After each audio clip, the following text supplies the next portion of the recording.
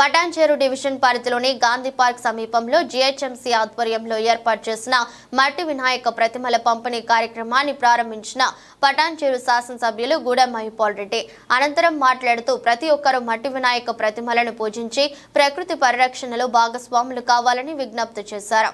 హాజరైన కార్పొరేటర్ మెట్టు Kumar Yadav, market committee మాజీ chairman Vijay Kumar, GHMC deputy commissioner Suresh Kumar, Afzal తదితరులు పాల్గొన్నారు.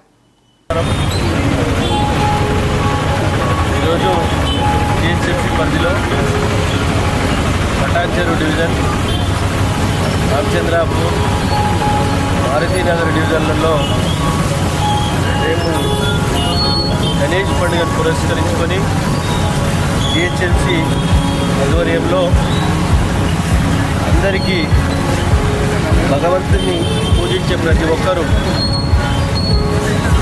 రేపు గణేష్ పండుగ అంగరంగ వైభవంగా జరుపుకోవాలి. మట్టి గణేష్ను పూజించుకోవాలనే ఆలోచనతో ప్రభుత్వము మట్టి గణేష్లను సరఫరా చేస్తూ ఉంది. ఎందుకంటే